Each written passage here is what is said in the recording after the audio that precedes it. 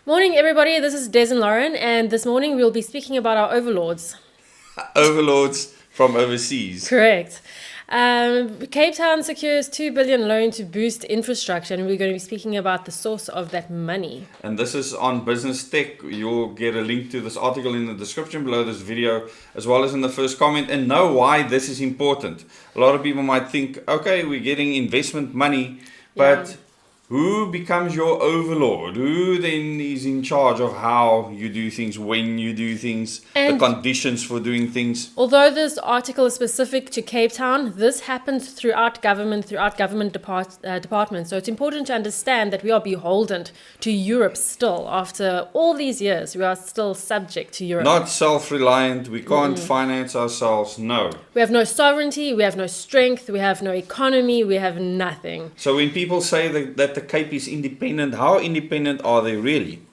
Who are Well, the overlords, Lauren? they're mini Europe. Cape Town is mini Europe. Okay. The city of Cape Town has secured a 2 billion loan from AFD, a French development bank, with plans to upgrade its infrastructure. When I was still working for government, the French were in everything. People worry about China, people worry about Russia, but you should be worrying about Western Europe. You actually attended events that the French ambassador invited you to. They were so concerned, the youth, on voting, and they just wanted to know, what can we do to get the youth more Control the politically youth active? of Yes. South Africa. This is Western influences wanting to interfere in our politics. Well, and we want our resources. Yeah, I mean, that's what exactly. it's down to. They don't care about the people. Not at all. So just know this: Cape Town has secured a 2 billion rand loan. The French people do not care about South Africans. They care about what South Africa can do for France.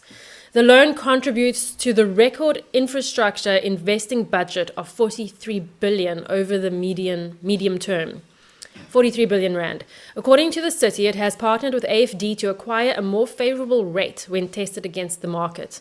The 100 million euro from AFD, the French Development Bank, amounting to just over 2 billion on the date of issuing, is a developmental loan at a more favorable rate when tested against the market. But I have a burning question. How come aren't our ever-increasing rates enough? What are they doing? How many people are they employing?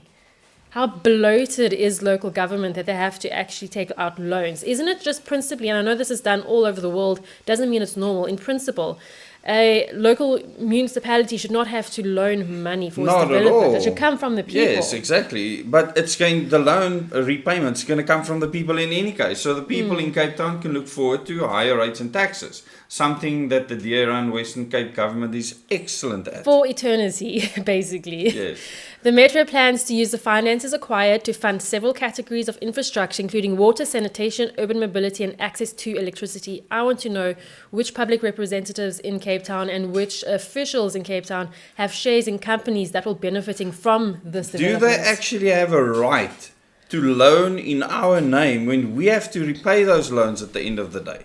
And that is the big question to me. They shouldn't. And I'm very concerned about this. People thinking, oh, we're getting investment from overseas. What does that mean for you and me? It's not an investment when it's a loan. No, It's an not at investment all. for France. At not least for they're us. being honest about that. Cape Town has an ambitious infrastructure investment portfolio of 120 billion over the next 10 years, says the city's mayor. To achieve this, we must lay the foundation now in the form of water and energy security, better sanitation, a cleaner environment for all, greater urban mobility, and climate change resilience. How about just doing the job And this is properly what the the mayor first of time? Cape Town, Jordan Lewis, is saying. And he should ask himself, why did you decide that you can make this decision for the people of Cape Town who's going to pay back this loan? Our aim is to position the city for job creating economic growth and sustainability as we build towards our long-term vision for a city of hope for all. Note 2021. how many keywords Yes. are used there that politicians Agenda 21, regurgitate yes. over and over again.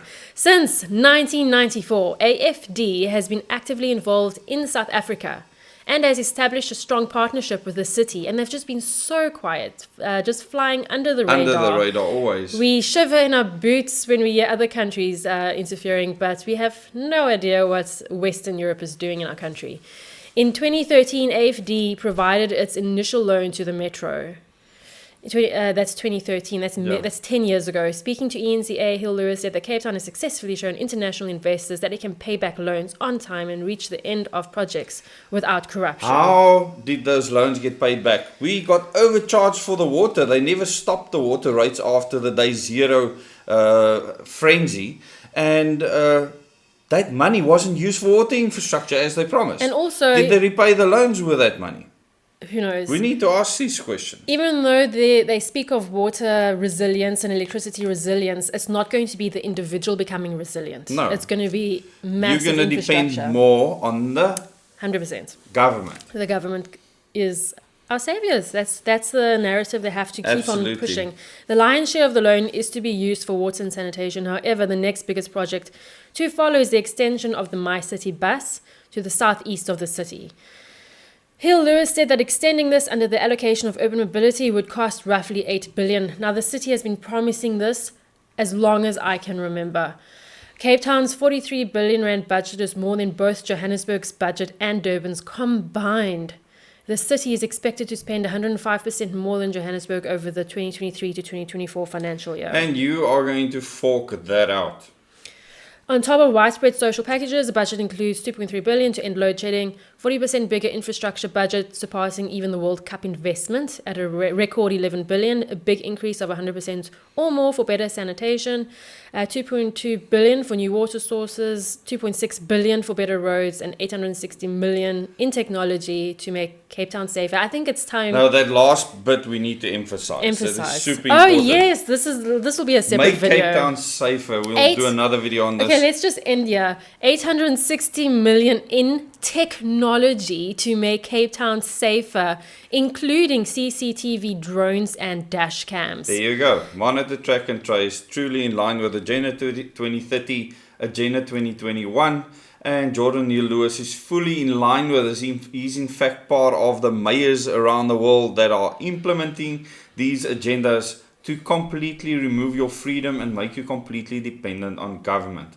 And it doesn't matter who you support politically, you need to start thinking about these things. Mm-hmm. Because at the end of the day, we have started asking these questions. Both of us, and the entire government was found wanting. All of them. Every single one of them. And for different reasons. Yeah. But the party that's ruling here in the Western Cape is probably by far the most dangerous because of how much they are in bed with international organizations. The one thing I only think reading all of this is that anyone that lives in a major metro, especially Cape Town, needs to start thinking of creating a home, a safe haven outside of the Cape Town borders, because Absolutely. This is going to become this Cape Town, which is considered an international city, will become the first dystopian nightmare before Absolutely. the other metros implement the same policies. The massive secession battle. The other way around. The other way around. Yes. And many people might start doing a Cape exit, meaning Exiting leaving the Cape. The metro. Yes. Definitely. We've got an eye on a few places, Yes, and hopefully a lot of you will join. Oh, I know many other people that are doing the same. We don't want to live in a dystopian nightmare that is being created right now. And these people might believe that they have benevolent goals and aims, but at the end of the day, it all comes back to people control. Let us know in the comments what you think of this. How do you feel about governments, local governments especially, taking out loans on your behalf as a citizen? I'd love to hear your thoughts. And let me know how you feel about migrating outside of a major metro and where you'd like to. Where's your dream home? Where do you dream of living in a forest, on the beach? Where's your dream home outside of a dystopian nightmare metropolitan? Thank you so much, everyone. Till the next video.